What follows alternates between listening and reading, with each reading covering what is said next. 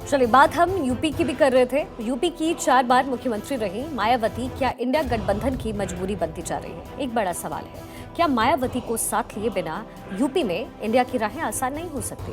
ये सवाल इसलिए है क्योंकि मायावती तो साफ साफ कह चुकी हैं कि वो ना तो इंडिया गठबंधन में शामिल हो रही हैं, ना ही एनडीए के साथ ही जा रही हैं। वो अकेले ही चुनाव लड़ने की तैयारी में है। 2019 में मायावती ने यूपी में सपा के साथ गठबंधन किया। मायावती को इसका फायदा भी हुआ।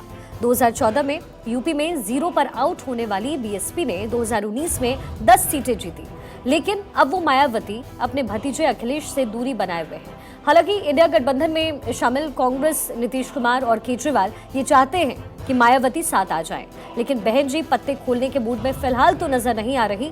और इसी बीच इस बात की चर्चा भी तेज है कि मायावती और राम गोपाल यादव की मुलाकात हुई है और दोनों के बीच इसी बात पर चर्चा हुई कि 2024 में मायावती भी इंडिया के साथ आ जाएं। लेकिन मायावती ने इस खबर का पूरी तरीके से खंडन किया है।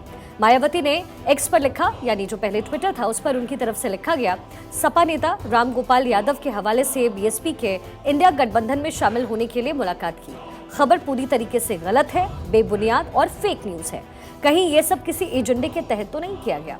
मीडिया द्वारा ऐसी अनर्गल खबरों का सपा और उनके नेता द्वारा खंडन नहीं करना क्या ये साबित नहीं करता कि उस पार्टी की हालत यहाँ उत्तर प्रदेश में काफी बदहाल है, और वो भी उस घृणित राजनीति का हिस्सा हैं जो बीएसपी के खिलाफ लगातार सक्रिय है।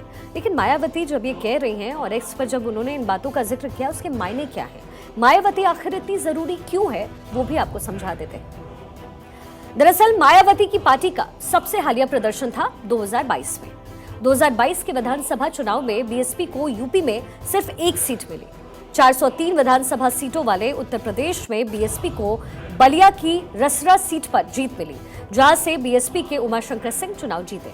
सीट भले ही एक मिली हो, लेकिन बीएसपी को जो वोट शेयर मिला वो था 13%। और यही वजह है कि इंडिया गठबंधन के नेता मायावती को इग्नोर नहीं कर सकते हैं। यानी बात वही है कि आप या तो मोहब्बत कर सकते हैं या नफरत कर सकते हैं, लेकिन आप नजरअंदाज नहीं कर सकते, इग्नोर नहीं कर सकते। कुछ ऐसा ही मायावती के साथ है।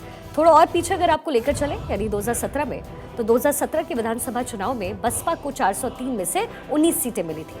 वोट शेयर 22% था। और एक अनुमान के मुताबिक उत्तर प्रदेश में दलितों में 65 उपजातियां हैं। इनमें सबसे बड़ी आबादी है जाटव समुदाय की। कुल दलित आबादी का 50% हिस्सा जाटव है। मायावती खुद इसी समुदाय से आती है।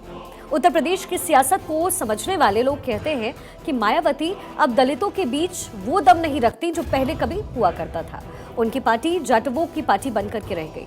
दलितों का एक अच्छा खासा तबका बीजेपी के साथ चला गया है। जाटव और रैदास जैसी जातियां ही अब मायावती के कोर वोटर के तौर पर रह गए हैं। वाल्मीकि, पासी जातियां अब मायावती के साथ नहीं है, उनसे छिटक गए हैं। तो वही चलिए दलितों की स्थिति को भी आपको समझा दें, ताकि मायावती की ताकत और कमजोरी दोनों को आराम से समझा जा सके।